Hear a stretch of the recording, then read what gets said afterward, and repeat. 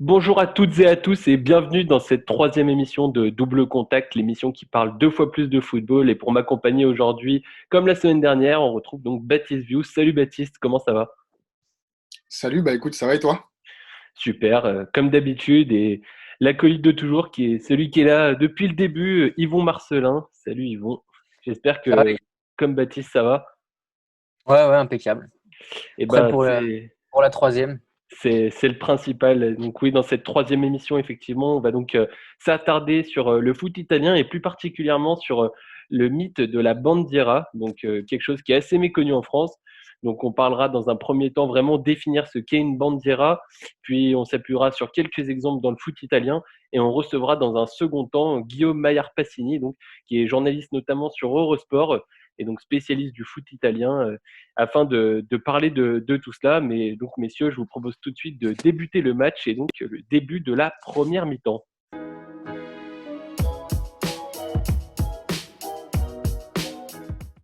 C'est donc parti pour cette première mi-temps où donc on va vous parler de la bandiera. Donc la bandiera en Italie, qu'est-ce que c'est?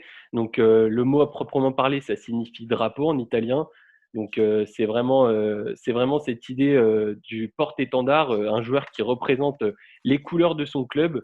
Pour revenir un petit peu sur le mot en lui-même, on dit la bandiera au singulier et les bandiere au pluriel. Donc ouais, la bandiera, c'est vraiment ce joueur emblématique qui souvent souvent est un joueur local qui a parfois évolué dans les clubs depuis les équipes jeunes et donc qui représente vraiment le club depuis des années. Et on dit même parfois, souvent, pour montrer à quel point ça a de l'importance, qu'un but de la bandiera, même en cas de défaite, ça peut servir de but de consolation. Mais donc, on va revenir sur ce terme plus en détail avec toi, Yvon, qui va nous en dire plus. Oui, c'est ça, Elliot. Alors, la bandiera, c'est vraiment un mythe en italien, tu l'as dit. Euh, En français, on pourrait traduire le terme de bandiera par porte-étendard. En gros, la bandiera, c'est le symbole d'un club, de son identité et de ses valeurs. C'est quelqu'un, un joueur qui est vu comme un facteur d'unité au sein d'un club, le garant du sentiment d'appartenance à une institution. C'est ce joueur qui, au sein de l'effectif, représente le mieux le blason de l'équipe, qui emporte fièrement les couleurs et auquel s'identifient les supporters. Donc c'est vraiment un joueur qui représente l'amour du maillot, quoi qu'il advienne, quoi qu'il arrive. C'est la fidélité à toute épreuve. Donc la Bandira, c'est cet homme qu'on place au-dessus des autres, sans qu'il soit forcément le plus grand, sans qu'il soit forcément le plus fort ou le plus beau, sans que ça soit non plus le joueur d'un seul club ou qui ait disputé le plus de matchs, inscrit le plus de buts ou fait le plus d'arrêts. Non, c'est le joueur qu'on place au-dessus des autres parce qu'il incarne parfaitement des principes communs et qu'on se retrouve totalement en lui. Donc, pour les Italiens, la Bandiera, c'est vraiment un emblème. C'est pour ça qu'on lui a affublé ce titre de Bandiera, justement, de porte-étendard. C'est un thème que l'on pourrait donc traduire par ce mot-là, porte-étendard, et qu'on ne retrouve pas à l'étranger. Et pour vous aider un petit peu à comprendre ce qu'est une bandiera et quelle est la différence entre une bandiera et une légende, j'ai essayé de distinguer quatre types de catégories qui définissent une bandiera. La première, c'est l'homme d'un seul club. Donc c'est vraiment l'exemple qui vient le premier en tête. C'est peut-être même le plus évident hein, quand on évoque le terme de bandiera. À l'image d'un Paolo Maldini au Milan AC, certaines bandiere ont passé toute leur carrière à défendre les couleurs d'un seul et même club. Donc des catégories de jeunes au plus haut niveau professionnel. Ce sont des joueurs qui sont toujours restés dans leur club, souvent leur club de cœur, en dépit d'offres qui sont venues au cours de leur carrière en provenance de grands clubs. Ces joueurs n'ont jamais quitté le cocon. Ils ont toujours été animés par cette volonté de jouer pour leur club de cœur. Et c'est un club en général qu'ils supportent depuis l'enfance ou qu'ils ont appris à aimer au fil des années. Donc voilà pour cette première catégorie, l'homme d'un seul club. La deuxième catégorie, c'est celle de l'enfant du pays, que j'ai nommé ainsi. C'est un joueur formé au sein d'un club Mhm. qui est devenu peu à peu le symbole de son équipe et de son club, mais qui est parti contre son gré ou par obligation. Alors, ça reste des joueurs profondément attachés à leurs racines, et donc c'est pour cette raison qu'ils demeurent des emblèmes. De l'autre côté des Alpes, l'exemple que j'ai pris, c'est celui d'Alessandro Nesta. Nesta a été formé à la Lazio de Rome. Il est défenseur central, capitaine emblématique de la Lazio au cours de son âge d'or. Là-bas, il va soulever plusieurs trophées, aussi bien nationaux qu'européens. Il va notamment être champion d'Italie avec la Lazio, mais en pleine force de l'âge. Et pour pallier les difficultés financières de la Lazio, Nesta va être obligé de partir du Latium et de rejoindre la Lombardie et le Milan AC. Là-bas, il va devenir une légende, hein, du Milan en se forgeant un palmarès impressionnant, avec notamment 2 Ligues des Champions. Et puis, c'est au cours de son passage au Milan que Nesta va être champion du monde avec l'Italie. Mais voilà, malgré tous ses succès milanais et malgré le fait que ça soit une légende, Nesta n'a le statut de bandiere qu'à la Lazio. Pourquoi? Parce que tout au long de sa carrière, malgré son départ, il n'aura de cesse de clamer son amour pour son club d'enfance. Et donc c'est pour ça que malgré son départ, les fans ne l'ont pas oublié. Malgré les années qui se sont écoulées, il est toujours considéré comme une bandiera du côté de Rome. Enfin, la troisième catégorie, je l'ai nommée le vétéran. Beaucoup de joueurs sont devenus des légendes dans certains clubs sans forcément y avoir été formés. Si on prend le cas de l'Inter en 2010, on retient souvent 2 légendes. On a Diego Milito, qui était le buteur de l'équipe, qui a permis notamment à l'Inter, avec 2 buts en finale, de soulever la Ligue des Champions en 2010 et de réaliser un triplé historique. Et on a également Wesley Schneider, une autre légende de l'Inter.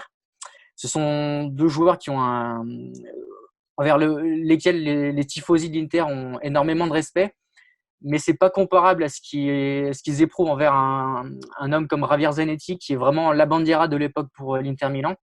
Voilà, Zanetti, donc c'est un international argentin qui est arrivé à l'Inter Milan dans les années 90 et qui a terminé sa carrière là-bas jusqu'en 2014 ou 2015 sans jamais quitter le club.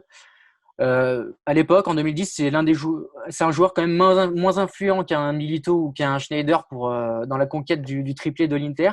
Mais voilà, il a ce statut de bandiera. Pourquoi? Parce que les succès ne font pas tout et surtout ils ne traduisent pas enfin pas du tout, mais que partiellement l'importance qu'a un joueur dans l'histoire d'un club. Et en Italie, les supporters distinguent vraiment ces légendes des bandiere. Donc les deuxièmes sont forcément des légendes, mais les légendes ne sont pas forcément des bandiere. Zanetti lui a été formé en Argentine, a débarqué à l'Inter Milan après 3 ans au sein du monde professionnel. Il a fait preuve d'un attachement inconditionnel à l'Inter. Et c'est vraiment un exemple de longévité, puisqu'il a passé 19 saisons à l'Inter et avec 858 matchs disputés avec les Nerazzurri, c'est le joueur le plus capé de l'histoire du club. Et ça, c'est vraiment une donnée qui compte plus que tout aux yeux des fans interistes, c'est cette longévité qu'un joueur peut avoir au sein d'une équipe. Et enfin, la quatrième catégorie que je distingue et qui fait les bandiere, c'est une catégorie que j'ai appelée le fidèle. Alors, c'est peut-être le critère le plus noble parmi tous ceux qui vont caractériser la bandiera. Donc, c'est à l'image d'un Buffon ou d'un Del Piero qui n'ont pas souhaité quitter la Juventus malgré la relégation administrative du club en 2006 à la suite du scandale du Calciopoli. Mais l'exemple que je vais retenir là pour le fidèle, c'est celui d'Alessandro Lucarelli. C'est vraiment un homme qui dit tout de la fidélité dont peuvent faire preuve certains joueurs. En 2015, Lucarelli joue à Parme. Et c'est un club où il évolue depuis 7 ans, depuis 2008, et il est devenu capitaine de Parme au fil des années. Mais voilà, en 2015, le club fait faillite, est rétrogradé en Série D, c'est l'équivalent de la 4e division italienne, et Parme perd son statut de club professionnel. Mais peu importe, Lucarelli, qui aime vraiment le club, qui aime vraiment Parme, décide de rester quoi que cela lui en coûte. Il va être le seul d'ailleurs parmi les joueurs qui ont connu la rétrogradation administrative du club à rester à Parme. Et au bout de 4 ans, il va parvenir à faire remonter le club en Serie A. Alors, c'est 3 ou 4 ans, je ne sais plus trop. Mais voilà, ça va faire de Lucarelli un vrai héros à Parme. C'est même très sûrement le joueur le plus apprécié par les fans. Pourtant, il y a eu d'innombrables grands joueurs à Parme. Il y a eu Chiesa, Crespo, Buffon, Thuram, Cannavaro, etc. Mais voilà, la bandiera de Parme, c'est Alessandro Lucarelli. C'est un joueur auquel les supporters vouent depuis cet acte-là une reconnaissance éternelle. Et c'est pour ça que lui a ce statut de bandiera au contraire des autres. Ouais, c'est vraiment le joueur emblématique du club. Et donc, ouais, c'est intéressant justement de bien distinguer ces 4 catégories parce qu'on voit que la bandiera, c'est vraiment quelque chose d'essentiel en Italie. Et on voit que chaque joueur peut vraiment être une bandiera, mais selon différents facteurs que tu as très bien expliqué. Mais justement, Baptiste, moi, je voulais revenir un peu avec toi sur ce terme de bandiera et ce qui signifie plus à l'étranger, si vraiment ça existe, et si vraiment il y a un tel attachement à des joueurs à l'étranger, et justement un petit peu avoir une comparaison faite avec l'Italie. Ouais, bien sûr. Des exemples de fidélité ou de longévité existe aussi à l'étranger dans le football, hein. Mais pourtant, ce statut bien mythique, il s'est pas franchement exporté à l'étranger. Et d'après l'Observatoire du football CIUS, donc le nombre moyen de saisons consécutives passées dans un même club par les joueurs les plus fidèles est de 8,1 en Italie, ce qui en fait finalement le quatrième championnat où les joueurs sont les plus fidèles à leur club parmi les 5 grands championnats. Le premier étant le championnat allemand et le dernier étant le championnat français. Et donc ça montre bien que ce phénomène existe aussi à l'étranger, que ce soit en Première Ligue, en Bundesliga ou en Liga. Et pour reprendre un petit peu les 4 types de bandiérés que nommés Yvon, on peut aussi retrouver des exemples pour des joueurs outre-Manche ou pour des joueurs en Bundesliga. Je pense par exemple au nombre d'années effectuées dans un même club. On peut penser à un joueur comme Carragher, comme Lampard en outre-Manche. Des joueurs fidèles aussi selon le contexte. On peut penser à un Anthony Lopez à Lyon, on peut penser à un Marco Reus pour le Borussia Dortmund, qui sont des joueurs qui n'ont pas connu entre guillemets l'âge d'or de leur club et qui, bien qu'ils jouent les premiers rôles, ne sont jamais vraiment champions ou n'ont pas spécialement beaucoup de trophées. Euh, Parmi les joueurs formés au club, on peut retrouver des joueurs comme Steven Gerrard à Liverpool, Iniesta, Xavi à Barcelone. Des joueurs formés et obligés de partir, on peut penser à Darren Fletcher à West Bromwich Albion. En 2017, il a été forcé de quitter United pour rejoindre ce club-là. Et c'est un joueur qui aura bien aimé passer toute sa carrière à United. Donc ces joueurs-là ont effectivement un statut de légende dans leur club, parfois même à échelle internationale, hein. On ne peut pas comparer un Darren Fletcher à Iniesta, mais voilà, Iniesta aujourd'hui c'est une légende aux yeux de tout le monde et pas uniquement au Barça. Mais, mais parfois on se rend compte aussi que la reconnaissance va pas forcément à ces joueurs-là. Et il y a un exemple qui est assez flagrant, c'est l'exemple de Manchester United. Donc les succès des années 2000 où ils ont remporté de nombreux titres et ils sont venus concurrencer vraiment des clubs comme Liverpool, qui était avant ça l'un des clubs les plus titrés d'Angleterre. On pense souvent à des joueurs comme Ronaldo, comme Wayne Rooney, quand on parle du doublé en 2008. Pourtant, il y a aussi la classe 92 qui a joué un grand rôle à United avec des joueurs comme Neville, comme Giggs, comme Scholes, qui ont joué toute leur carrière, enfin peut-être pas pour tous ces joueurs, mais en tout cas, je prends l'exemple de Scholes et Giggs, ils ont joué toute leur carrière à United et ils n'ont pas forcément la même reconnaissance qu'un joueur comme Cristiano Ronaldo, comme un Rooney, dans le succès de ces générations-là. Alors, ils ont forcément un statut à part et ça reste des légendes, tout le monde est d'accord pour dire ça, mais quand on se souvient de ces succès, on ne pense pas forcément à ces joueurs-là. Et, et dans une histoire un peu plus récente de Manchester United, aujourd'hui, on se rend compte qu'il y a quand même des joueurs qui ont accumulé plus de 250 matchs, plus de 300 matchs, comme Smalling, comme Phil Jones, comme maintenant Lingard, qui est au club depuis 2012 et qui va peut-être encore rester 4-5 ans et qui aura joué peut-être plus de 400 matchs avec United. Et ces joueurs-là, je suis convaincu qu'ils n'auront pas leur statut, le statut de bandiera, tout simplement parce que dans ces pays-là, on associe quand même les légendes au titre, à la gloire et aux résultats de l'équipe. Tandis qu'en Italie, c'est pas exactement ça. Comme le disait si bien Yvon, il y a plus un côté romantique et sentimental. Et ça, c'est quelque chose qui n'est pas forcément présent dans les autres pays. Et ça explique le fait que c'est un mythe qui n'est pas forcément exporté dans d'autres pays. Bien que des joueurs soient très fidèles à leur club et aient passé plus de 10 ans dans un même club. Ensuite, par rapport à ça, il y a un chiffre que je trouve très intéressant et qui nous vient aussi de l'Observatoire du football CIUS, c'est que l'Italie, c'est le 26e pays le plus représenté parmi les footballeurs professionnels expatriés, tandis qu'en France, en Angleterre, en Allemagne ou en Espagne, on retrouve ces pays dans le top 10 parce qu'on retrouve beaucoup de Français à l'étranger, beaucoup d'Anglais à l'étranger. Et en fait, on se rend compte que les joueurs italiens aiment véritablement leur championnat et leurs équipes et qui font preuve de fidélité au plus haut point. Et s'ils peuvent rester en Serie A toute leur carrière, s'ils peuvent rester dans leur équipe toute leur carrière, c'est quelque chose qui leur font pas peur et même bien au contraire, c'est quelque chose qu'ils respectent vraiment. Et on en revient à ce statut de bandiera parce que c'est très connu là-bas et c'est quelque chose que presque tout joueur italien aimerait un jour avoir, cette reconnaissance du peuple, cette reconnaissance des supporters.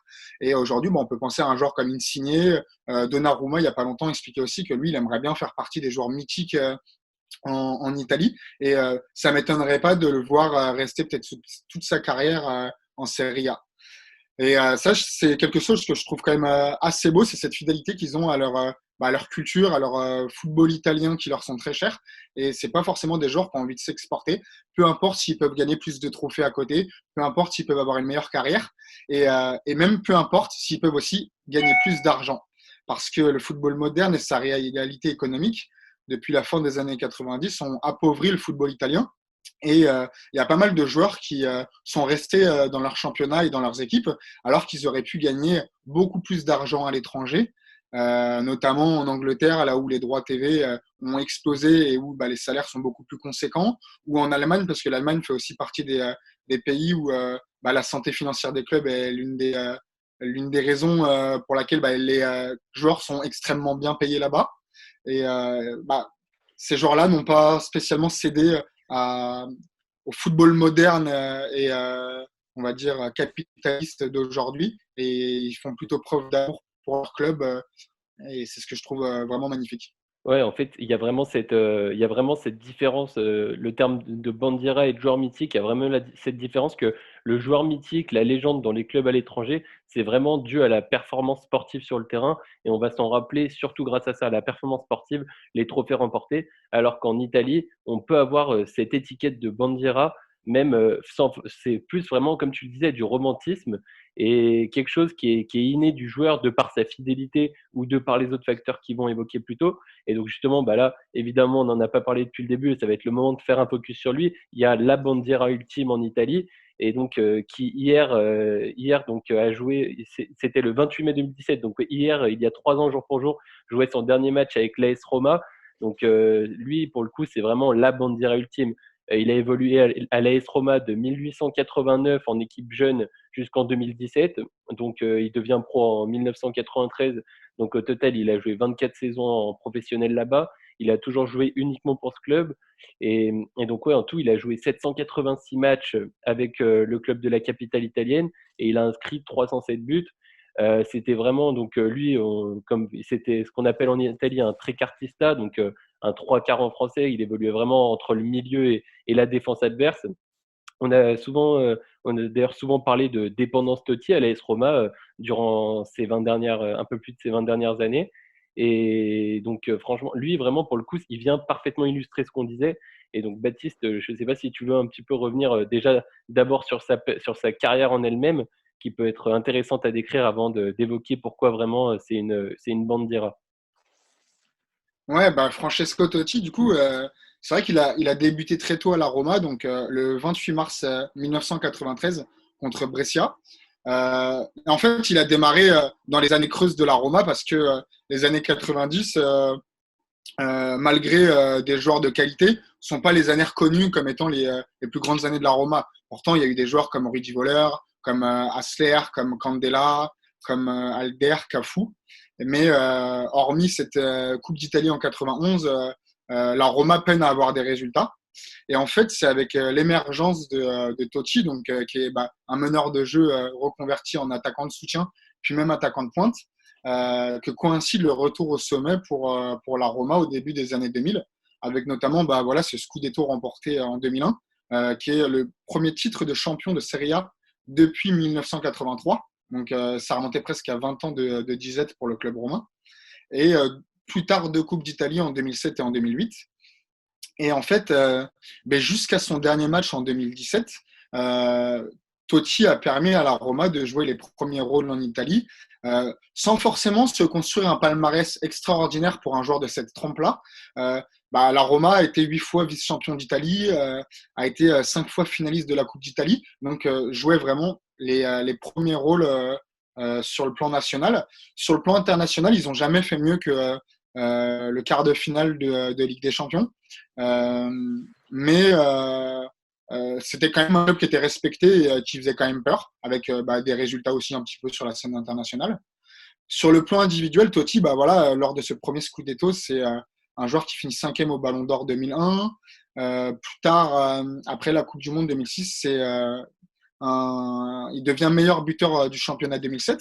Voilà, c'est un joueur qui a des caractéristiques uniques, on va dire, un joueur vraiment unique qu'on ne retrouve pas partout. Il a été formé au poste de milieu de terrain, puis comme tu le disais si bien, il est devenu attaquant qui dézone beaucoup, capable de tout faire avec une vision du jeu largement au-dessus de la moyenne.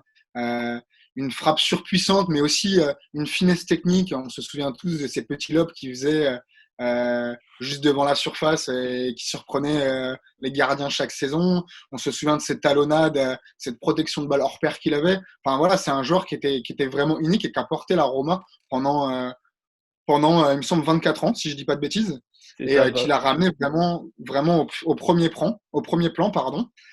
C'est aussi des records parce que c'est 619 matchs joués en Serie A. Donc, il faut savoir que c'est le troisième joueur le plus capé après Maldini et Buffon. Donc, c'est le deuxième joueur le plus capé avec un seul club après Maldini. Et c'est aussi le deuxième meilleur buteur de l'histoire de la Serie A avec 250 buts.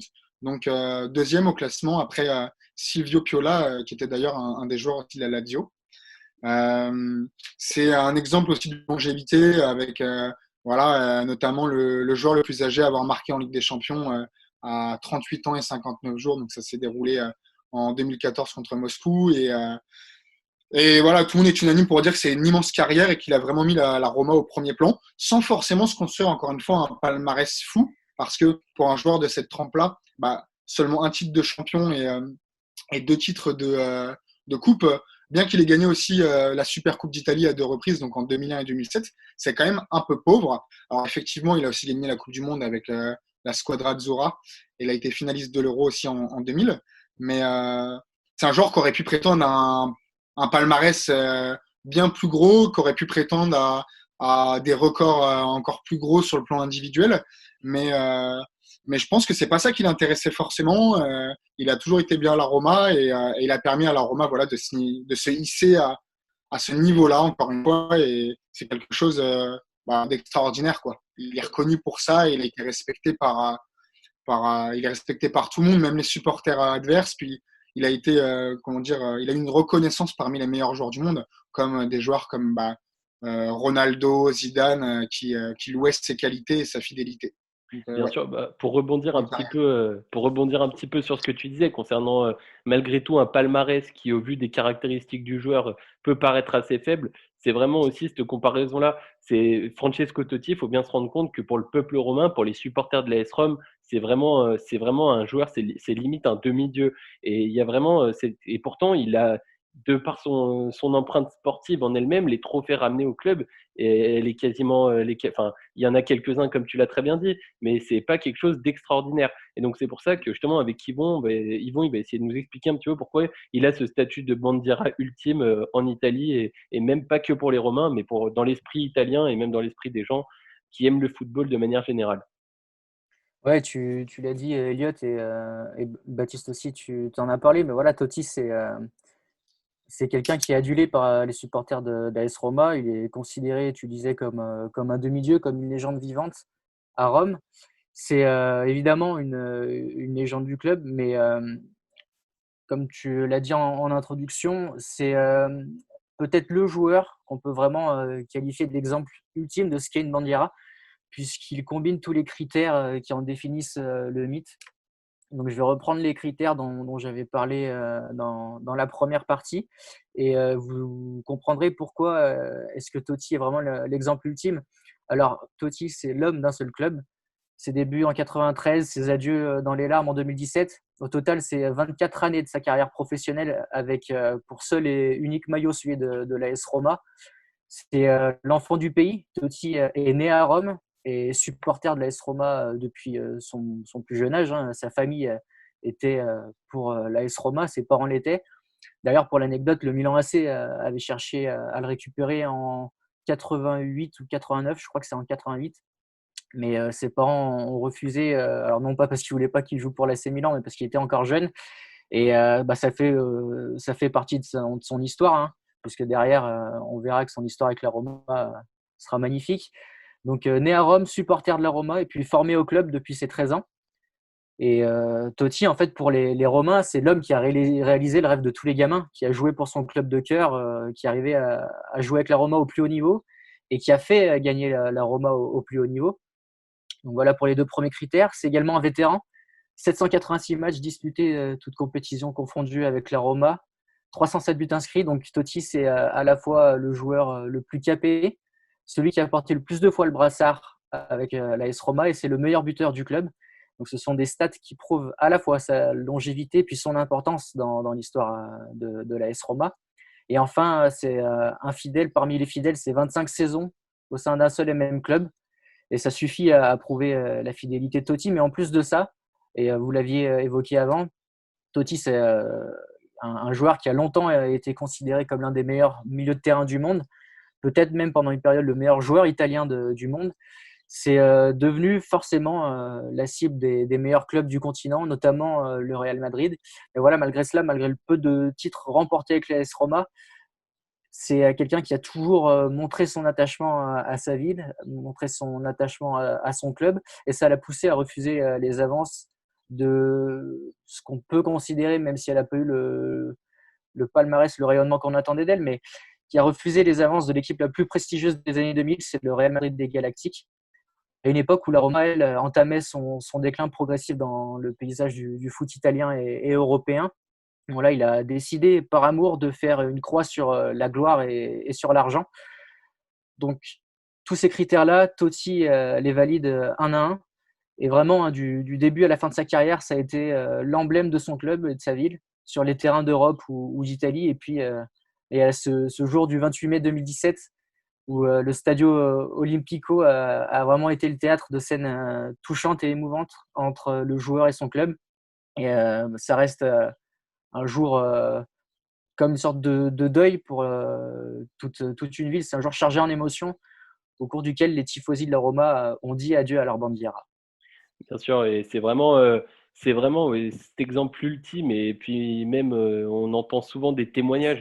C'est un joueur qui arrivait à fédérer les foules, et hormis même de ses propres supporters. C'est un joueur, dès qu'il se déplaçait dans les différents stades en Italie, il était respecté et il était applaudi dans la majeure partie des stades où il se rendait en Italie, certes, mais y compris en Europe. À chaque fois où il passait en Europe, Totti, c'est toujours un joueur qui a été respecté. Et donc vraiment ça, c'est forcément notable et on ne peut que le respecter.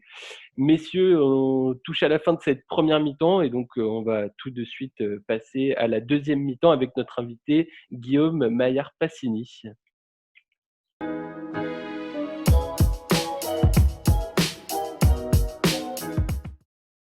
Et c'est donc parti pour cette deuxième mi-temps avec l'entrée en jeu de Guillaume Maillard-Pacini, journaliste notamment pour Eurosport. Salut Guillaume, comment ça va? Bonjour à tous, ça va et vous? Ça va très bien, je te remercie. Et donc, si tu veux un petit peu te présenter pour ceux qui ne te connaîtraient pas forcément, notamment sur tes spécialités, et si je puis dire ça comme ça. Disons que je suis spécialiste entre guillemets de la série H chez Eurosport. J'ai aussi un podcast Calcio et Pepe. Voilà, je suis issu d'une famille italienne, donc la Serie A c'est un peu mon championnat depuis maintenant. Voilà, je vais avoir 29 ans cette saison, donc ça fait maintenant bien longtemps. Donc voilà, disons que je suis spécialisé Serie A. D'accord, très bien. Et bien, donc, nous, dans une première partie, durant la première mi-temps, donc, on a vraiment expliqué ce que c'était que la bandiera, et notamment, on s'est beaucoup attardé sur l'exemple de Totti. Donc, moi, je voulais savoir un petit peu pour toi, qu'est-ce que Totti, il évoque, justement, à l'AS Roma, certes, mais aussi en Italie, vraiment, ce qu'il représente pour le foot, globalement. Tout déjà, ce qu'il faut dire, c'est que il y a 3 ans, c'était ses adieux et vous en avez parlé. Et je pense que c'est peut-être l'adieu le plus fort qu'on a eu du côté des Bandiere, parce que ce soit Zanetti à l'Inter, que ce soit Maldini à Milan, Del Piero à la Juve, Totti à la Roma, il y a 3 ans, c'est quelque chose d'incroyable. L'émotion qui se dégageait de l'Olympico, les gens en larmes, les gros barbus de la courbe à foot qui pleuraient, c'était quelque chose d'assez incroyable. Et même moi, voilà, j'ai pleuré parce que c'est au-delà de la Roma, c'est Totti, pour le football italien, c'était évidemment un monument. Et pour comprendre ce qui est représenté pardon, pour la Roma, il faut vraiment aller à Rome, dans le sens où moi, j'y suis allé quelques fois. Et le peu de fois où j'y suis allé, que ce soit dans les restaurants, dans les bars, tu auras toujours un mot sur Totti. Alors, tout dépend, évidemment, si la restauratrice ou le barman est pour la Lazio, il t'en parlera pas. Par contre, s'il est pour la Roma, je peux t'assurer qu'il t'en parlera parce que, au-delà du joueur, Totti s'investit beaucoup dans la ville, dans les hôpitaux, dans les refuges. Et c'est vraiment un joueur. Pour moi, il n'y a pas de joueur au-dessus d'un club. Mais il faut avouer que Totti, je ne dis pas qu'il est au-dessus de la Roma, mais c'est vraiment considéré comme un dieu vivant pour les Romains et pour la Roma. C'est quelque chose qui est dingue. La relation Totti-Roma, c'est quelque chose peut-être d'unique dans le football italien. Oui, c'est ce qu'on disait. En plus, malgré justement que c'est vraiment une icône pour les supporters, malgré tout, le palmarès de l'AS Roma sous sa coupe, il est pas non plus, c'est pas non plus quelque chose qui est extraordinaire. Et, il y a vraiment quand même un culte qui est voué pour lui. C'est quand même assez extraordinaire. Et en comparaison avec l'étranger, justement, d'habitude à l'étranger, les joueurs mythiques, les légendes, c'est vraiment en fonction bah, justement de la performance sportive à proprement parler. Et là, on voit que ça dépasse tout ça, en fait, tout simplement. Bah, c'est toujours plus facile, j'ai envie de te dire, de rester dans un club qui gagne tout, plutôt dans un club, disons, pas qui gagne rien, mais qui a toujours eu du mal quand même. C'est pas un grand club, la Roma. Il y a la Juve qui a beaucoup gagné, il y a Milan qui a gagné, il y a l'Inter aussi. Mais c'est vrai que la Roma, il y a un club qui, historiquement, du moins les dernières années, n'a pas gagné grand-chose. Et Totti, malgré ça, est resté. On sait que Florentino Pérez au Real en était éperdument amoureux. Il a tenté à de nombreuses reprises de l'attirer. Et Totti est resté. Il est resté à Rome uniquement par amour de la Roma. Pas parce qu'il a gagné chaque année le Scudetto, mais parce que lui aime ce club, aime cette ville et aime ce qu'il représente pour les tifosi. Donc, c'est vrai que, voilà, contrairement à des joueurs comme Aldini qui ont gagné 5 Ligues des Champions, il y a eu Zanetti à l'Inter, Del Piero à la Juve qui ont gagné, qui ont un palmarès très fourni. Totti à la Roma, voilà, le palmarès, c'est pas à la hauteur du joueur. Il aurait pu partir de nombreuses reprises. Il a souvent dit. Il est resté. À la fin de sa carrière, il aurait pu signer au Genoa. Il l'a dit il y a pas longtemps. À la Sampdoria, pardon. Il l'a dit il y a pas longtemps. Et non, il a voulu finir à la Roma. Il n'est pas allé dans un autre club. Il a fait une petite pige en tant que dirigeant qui s'est pas très bien passé, mais voilà, Totti, c'est la Roma et cette fidélité-là représente encore plus la bandiera qu'il est pour les Romains. Très bien. Et bah justement, pour revenir un petit peu sur ce terme de bandiera, quand on voit l'évolution du foot aujourd'hui, donc ben, on va pas se mentir vraiment qui s'accentue de plus en plus vers un football business où l'argent est de plus en plus roi. Moi, je voulais un petit peu avoir ton opinion sur justement cette tradition, ce mythe de la bandiera, si c'était possible qu'elle se perpétue vraiment ou si elle est vouée à disparaître dans le futur en fait. Bah, écoute, malheureusement, je pense que vous, comme moi, vous connaissez le football et vous savez vers quelle direction il tend. Et malheureusement, aujourd'hui, avoir des bandières, c'est très compliqué. Au vu des sommes qui découlent dans le monde du football aujourd'hui, c'est compliqué, honnêtement. On peut prendre l'exemple, par exemple, de Donnarumma à Milan, mais Donnarumma à Milan, il a 21 ans, il a été formé à Milan, il a déjà 150 matchs, il a 21 ans. On pourrait se dire, est-ce qu'il va faire toute sa carrière à Milan? On a du mal à l'imaginer quand même. Donc, aujourd'hui, ça me paraît quand même très compliqué d'imaginer un joueur rester 20 ans, 25 ans dans le même club. Ça me paraît limite même, voire impossible. Je vois pas qui pourrait rester. Alors, vraiment par amour. On parlait de la Roma, mais la Roma, il y a Luca Pellegrini, par exemple. Il y en a beaucoup. Lorenzo Pellegrini, pardon. Je confonds avec le joueur de Cagliari. Il y a Lorenzo Pellegrini. Il y a Florenzi qui est parti à Valence et qui est aussi un gamin de Rome. Et pourtant, bah, moi, je suis pas sûr que Pellegrini fasse toute sa carrière à Rome. Je suis pas sûr que Florenzi est déjà parti à Valence, il va revenir, mais il y a déjà cette pige qu'il a fait ailleurs, ce qu'il n'avait pas fait Totti. Donc aujourd'hui, honnêtement, les bandiérés sont voués à disparaître parce que dans le football, il y a beaucoup trop d'argent. Et si demain, on te propose une telle somme pour quitter ton club et que ton club n'est pas en mesure de te le proposer et de t'offrir un projet cohérent, ça me paraît compliqué quand même d'imaginer des nouvelles bandières aujourd'hui. Bien sûr, ouais. Tu veux dire que par exemple, refuser une offre des Galactiques comme a pu le faire Totti à l'époque, Exactement. les gens de son club, c'est quelque chose qui est vraiment compliqué à pouvoir observer de nos jours. Bah justement, tu as déjà un petit peu répondu au sujet sur lequel je voulais te lancer ensuite, mais toi, tu penses, est-ce qu'il y aurait des joueurs malgré tout en Serie A où tu te dis, bah, potentiellement, ce joueur-là, ça pourrait être une bandiérée, sachant qu'on a récemment, enfin récemment, c'était déjà il y a quelques temps, mais il y a Zaniolo qui avait évoqué cela. Et donc moi, je voulais savoir un petit peu, toi, selon toi, s'il y a des joueurs en particulier justement qui pourraient être amenés à faire ça. C'est compliqué. J'ai parlé de Pellegrini à la Roma, mais je le vois pas rester indéfiniment, même si on sait que les Romains sont viscéralement attachés à leur club, à leur ville. Zaniolo, il arrive de l'Inter, donc j'ai envie de dire que c'est déjà biaisé. Donnarumma à Milan, on sait les difficultés qu'il y a pour prolonger son contrat, même si lui est vraiment, vraiment attaché à ce club-là. Alors, on pourrait parler de, voilà, il y a eu Bonucci aussi à la Juve, mais Bonucci, il a connu d'autres clubs, il est parti à Milan, sa relation avec la Juve aujourd'hui est pas ce qu'elle a été avant. Chiellini, pareil, a joué à la Fiorentina. Alors voilà, aujourd'hui, honnêtement, même chez les jeunes, j'ai du mal à imaginer quelqu'un qui resterait 20, 25 ans dans le même club qu'on a pu connaître avec Del Piero, Maldini, Totti, Zanetti. Ça me paraît vraiment, vraiment compliqué. Même De Rossi, qui est resté toute sa vie à la Roma, qui a fait une petite pige à la fin à Boca, mais sinon, il reste toute sa vie à la Roma. Mais aujourd'hui, honnêtement, je vois pas un joueur, pas tant par leur profil ni leurs caractéristiques, mais parce que le football a changé, il faut l'accepter, même si nous, en Italie, on est des romantiques, hein, on aime bien ça. On aime bien les histoires d'amour infinies, mais moi, je vois pas aujourd'hui quel joueur pourrait rester indéfiniment dans un club. Ça me paraît vraiment trop compliqué, même si j'aimerais, hein, Bien sûr. j'aimerais que ça se passe, mais honnêtement, je vois pas, malheureusement. Bon, J'ai une, je t'en prie. ouais, j'ai une question pour Guillaume. Ouais. Euh, est-ce que est-ce que pour toi, à l'étranger, il y a un exemple de joueur qu'on pourrait considérer comme une bandiera? On en a parlé tout à l'heure, mais on a surtout l'impression que c'est quelque chose de très spécifique à l'Italie. Tu parlais de romantisme. Le rapport qu'ont les supporters à leurs joueurs, notamment à leurs légendes, paraît totalement différent. J'ai évoqué le cas de Zanetti un peu avant. Il y a des mecs qui ont joué en 2010 avec l'Inter qui ont peut-être été plus influents qu'un Zanetti, comme des Schneider ou des Milito, qui sont considérés comme des légendes du club, mais pas comme une bandiera. Euh, pour toi, pourquoi est-ce que ce rapport-là entre joueurs-supporters est si différent en Italie par rapport aux autres pays? Bah, probablement déjà parce qu'en Italie, le football, il faut rappeler que c'est la troisième industrie du pays déjà. C'est pour dire un peu l'importance qu'a le football pour les Italiens, le calcio. Les Italiens et l'Italie en général, les tifosi ont un rapport avec leurs joueurs qui est vraiment, c'est comme quelqu'un de la famille. Moi, je me rappelle par exemple, quand Kaka est parti de Milan en 2008. Enfin, voilà, c'était une période très compliquée pour les supporters. Il y avait eu des chants, il y avait eu des banderoles.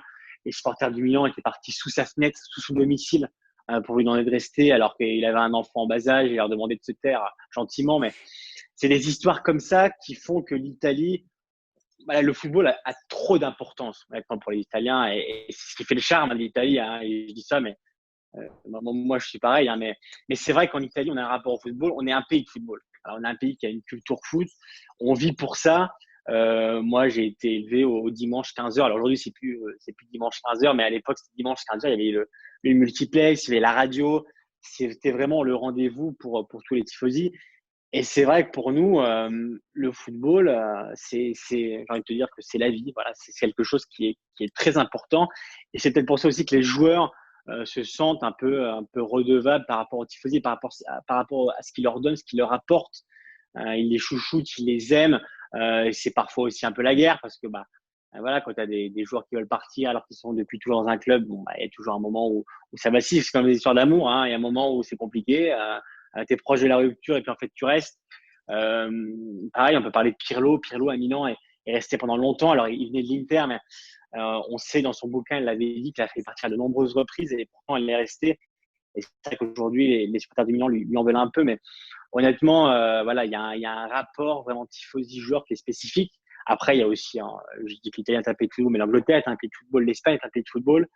Mais en Italie, on connaît des bandiere qu'il n'y a pas ailleurs. Bon, il y a Manchester, il y a eu Giggs par exemple, Scholes, il y en a eu d'autres. Mais c'est vrai qu'en Italie, tu peux en citer plusieurs. Il y en a eu plein. Hein. Tu vois, moi, j'ai pris exprès une petite banderole comme ça, avec les bandiere. Et tu vois, tu as Totti, Maldini, Del Piero, Zanetti.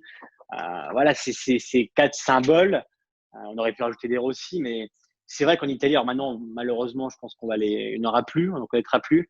Mais nous, on a été biberonnés, voilà, ces joueurs-là, qui dépassent, encore une fois, le cadre des clubs. C'est-à-dire que Zanetti, il est respecté partout, chez les supporters de la Juve, de la Roma, de Milan. Totti, c'est la même chose. Buffon aussi, c'est la même chose, mais Buffon aussi est parti au PSG, donc il vient aussi de Parme, donc voilà, c'est un peu biaisé, mais c'est vrai qu'en Italie, il y a une relation spécifique joueur-tifosi, et je pense que ça joue beaucoup sur le fait que les joueurs aiment rester dans un club, même si aujourd'hui, honnêtement, je pense que ça va se perdre. Et excuse-moi encore, mais c'est juste pour continuer là-dessus. Mais Ouais. si tu devais sortir un critère principal qui va faire qu'un joueur va avoir ce statut-là? C'est compliqué. Je pense qu'il y en a plusieurs. Je pense que c'est vraiment une question déjà de ressenti, au-delà de tout projet sportif et économique, parce que évidemment que il faut pas se leurrer. Si Totti avait touché un salaire assez bas à la Roma, il serait pas resté indéfiniment. Et même chose pour les autres. Il y a aussi une question salariale et économique qui joue dans la réflexion d'un joueur de football aujourd'hui et avant. Mais je pense vraiment que c'est quelque chose, c'est un ressenti qu'un joueur a à un moment, quand il est question, par exemple, de Totti de partir au Real. Il y a un moment où il se pose aussi avec sa famille, où il se dit qu'est-ce que je fais, est-ce que je pars, est-ce que je reste. Totti est toujours resté à la Roma et il aurait pu partir ailleurs. Il n'y a pas que la Roma, il y a eu plein d'autres clubs qui ont voulu Totti. C'est pas le seul club. Et je pense qu'il y a un moment où vraiment ce qu'il y a peut-être plus aujourd'hui, c'est que le ressenti et l'amour qui se perd aujourd'hui, peut-être qu'à l'époque, il était plus fort, plus important. Et à l'époque, Totti, quand il avait l'offre de Florentino Pérez sous les yeux et celle de la Roma qui était peut-être plus basse, parce que Pérez, il lui offert des ponts d'or, et au bout d'un moment, forcément, la relation qu'il a avec les tifosi, avec la ville de Rome, parce qu'il faut vraiment savoir qu'à Rome, la relation entre les supporters et pour les Romains de naissance, comme Pellegrini, comme De Rossi, comme Totti, est vraiment particulière. Ils sont très attachés à leur club. Avec Totti, à l'époque, quand Pérez lui propose une offre, il les a sous les yeux et puis il se dit, c'est vrai que là, je peux gagner une telle somme et là, moins. Mais au bout d'un moment, il y a l'amour qui joue, il y a les sentiments. Et voilà, je pense que Totti, à l'époque, il s'est dit, je reste pour ça. Donc, je pense vraiment qu'il y a un côté viscéral et d'un ressenti qu'on ne peut pas connaître, mais qui, à un moment, joue dans un dossier. Mais justement, le fait que tu dises qu'aujourd'hui c'est voué à disparaître, comme tu le disais très bien, et enfin, on voit que Totti aujourd'hui c'est déjà un mythe, c'est déjà quelque chose de mythique ce qu'il a fait. Et justement, Ouais. le fait que dans un futur proche et même plus lointain, c'est quelque chose qu'on risque pas forcément de revoir. Et c'est quelque chose qui va forcément renforcer encore plus ce mythe-là. Quand on regardera en arrière, on se dira que c'était vraiment quelque chose de rare et quelque chose d'exceptionnel. C'est évident qu'on n'a pas le recul aujourd'hui, même si on se rend compte de l'ampleur de ce qu'ont pu représenter ces joueurs-là au-delà de Totti, même les autres. Mais c'est vrai que Totti, déjà, au moment de ses adieux, on s'est rendu compte de la relation. Mais pour ceux qui ne le savaient pas, on doutait bien que ça allait être compliqué, mais c'est vrai que vraiment, les adieux de Totti, moi, pour ceux qui ne les ont pas vus, je vous conseille d'aller voir sur YouTube, il y a des résumés. C'est quelque chose vraiment qui est incroyable parce que parfois les Bandières, leur départ se passe mal. Moi, par exemple, j'étais aux adieux de Maldini à l'époque à Milan.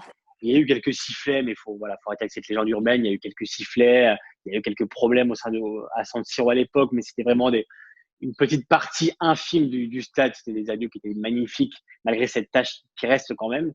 Mais Totti, Del Piero, par exemple, lui n'avait pas forcément envie d'arrêter, donc il y avait quelques problèmes avec la direction. Totti, les adieux avec les supporters sont très bien passés, avec la direction, avec Pallotta, beaucoup moins. Mais c'est vrai que les adieux en soi, de l'Olympico, des gens en larmes, c'est quelque chose, je pense qu'on ne reverra peut-être plus jamais.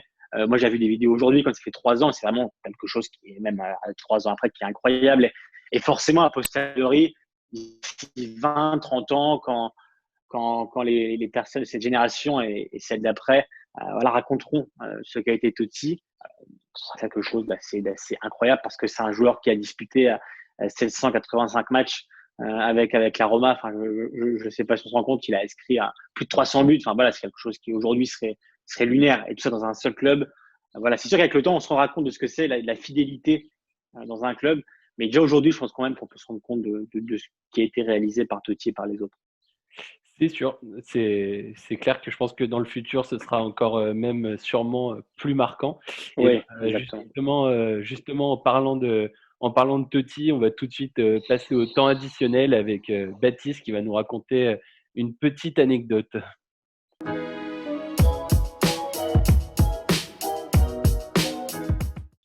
Oui, du coup, alors je ne sais pas si vous avez vu, mais le 17 mai 2020, Totti postait sur son compte Instagram des photos de lui et de sa femme devant la fontaine de Trévi. Donc, pour ceux qui ne connaissent pas, c'est un monument très connu de Rome.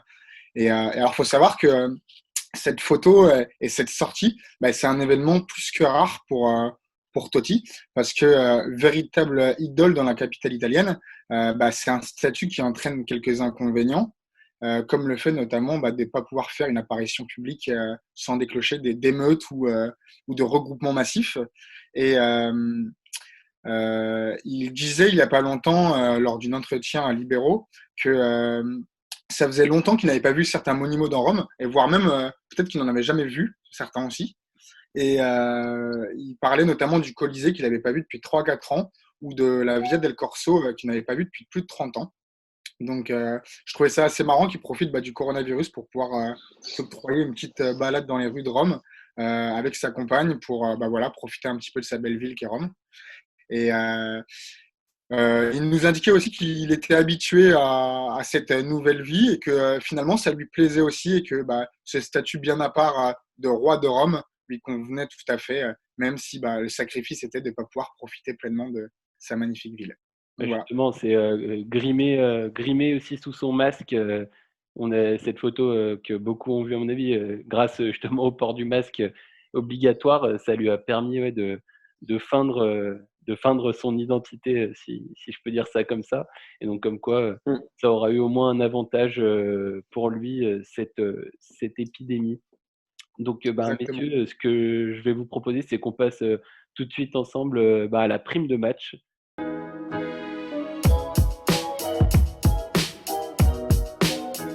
Donc, c'est parti pour un petit quiz. Donc, on va tout d'abord commencer par, dans un premier temps, je vais vous donner une catégorie. Et donc, chacun à votre tour, vous allez devoir me donner le nom d'un joueur pour commencer, donc qui rentre dans cette catégorie.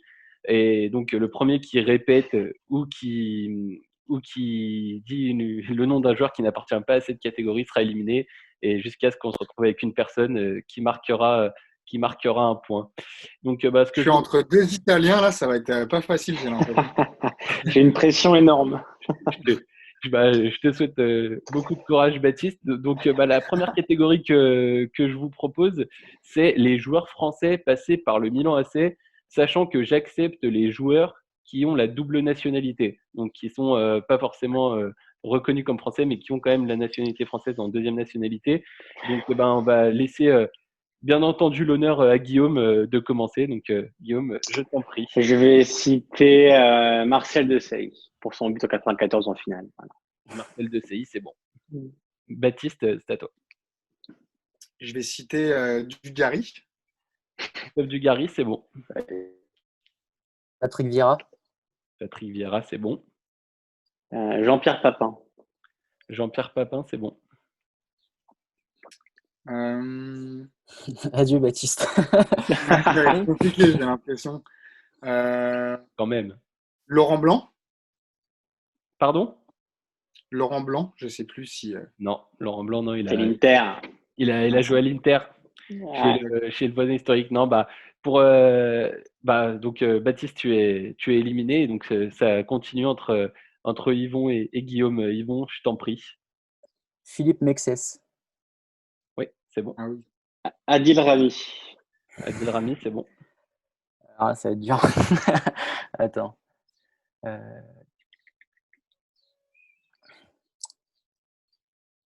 Au Milan, c'est. J'ai pas envie de perdre maintenant. Je te laisse 5 secondes pour répondre, sinon. Frey, le gardien. Pardon ? Je pense pas. Mais... C'était l'Inter aussi. C'est l'Inter, effectivement. Et donc ça fait un plan évident, mais là. Ouais. Ça fait un premier point pour Guillaume. Parmi les autres joueurs qu'on aurait pu citer, il y avait Ibrahim Ba, il y avait Samir Beloufa, Je compte bien évidemment ceux qui ont aussi la double nationalité. Il y avait Katilina Aubameyang, Willy Aubameyang, Nestor Combin, Kevin Constant, Ah ouais, Dikage Dorasso, Mathieu Flamini, Johan Gourcuff, Ouais. Bruno Ngotti et Georges Weah notamment. Théo Hernandez aussi. Théo Hernandez, Mhm. exactement, oui. Aussi Ouais. également. Donc ça fait un point pour Guillaume. On va passer tout de suite à la deuxième catégorie. Donc là, il va falloir m'énumérer un club qui a au moins une fois dans son histoire remporté la Serie A. Et donc, on va laisser la main à Baptiste cette fois-ci qui a perdu en premier. Donc, vas-y, Baptiste, je t'en prie. D'accord. Mais l'Inter Milan, L'Inter, c'est bon. Yvon, c'est à toi. Juve, La Juve, c'est bon. La Lazio. La Lazio, c'est bon. la Roma, La Roma, c'est bon. le Milan, Le Milan, c'est bon. Le Genoa. Genoa, c'est bon. T'as pas dit combien il y en avait eu. Donc là, il y en a 6 qu'on a sortis.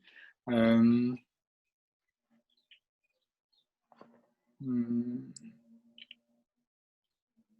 la Fiorentina, La Fiorentina, c'est bon. la Sampdoria, La Sampdoria, c'est bon. Ah, j'ai tellement peur de dire une connerie. Après, je vais avoir ma famille ado, moi. Euh, je vais dire Parme.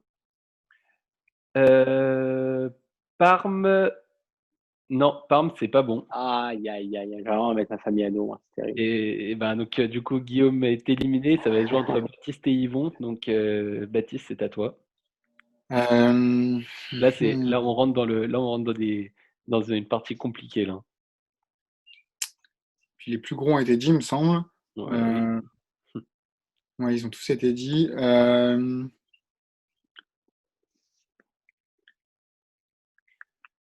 Le, Je t'en le prie. Torino, Le Torino, c'est bon. Évidemment, évidemment. Bologne, Pardon? Bologne, Bologne, c'est bon. oh non. Ouais.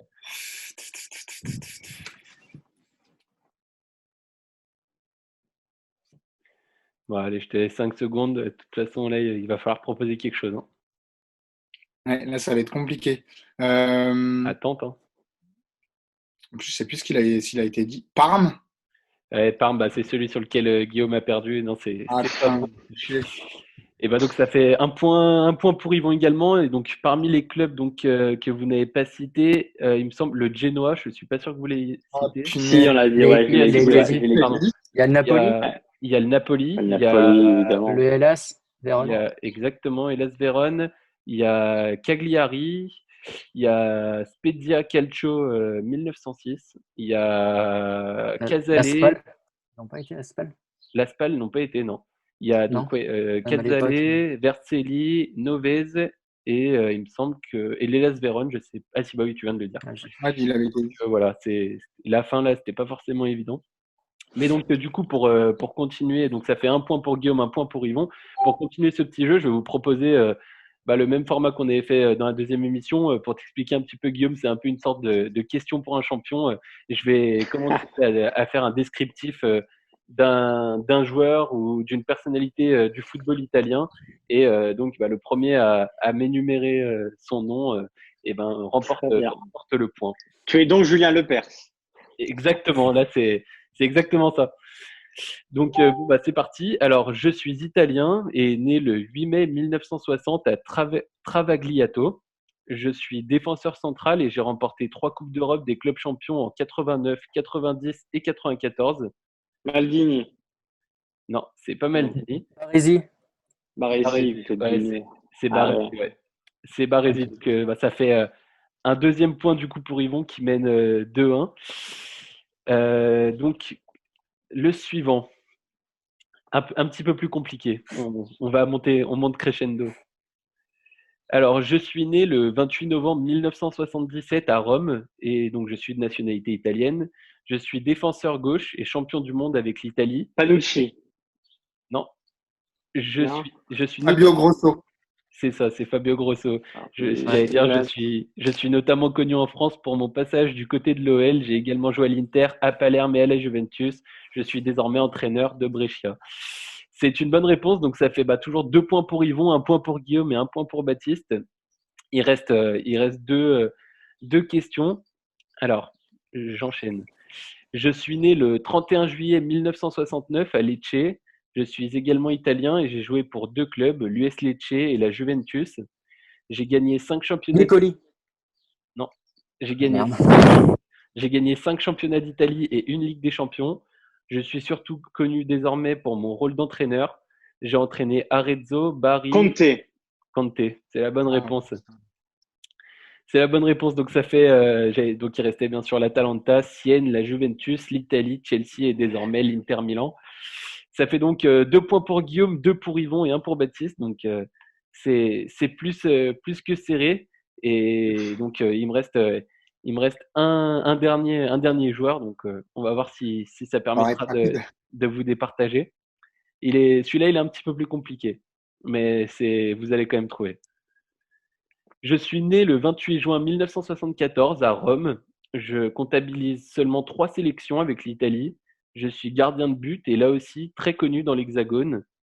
J'ai évolué à la... Fabio Roma. Ouais, c'est la bonne réponse, c'est ça. J'allais dire, j'ai évolué à la Lazio, à Ah Plaisance, oui. à Milan et à Monaco. Mon nom de famille fait clairement référence à la ville éternelle, à la capitale italienne, Flavio Roma. Donc 3 points pour Yvon, 2 pour Guillaume et 1 pour Baptiste. Donc félicitations Yvon, tu remportes encore une fois donc Merci. ce Bravo. de Il est injouable. partie. Merci. Donc on va toucher à la fin C'est de. tendu quand même.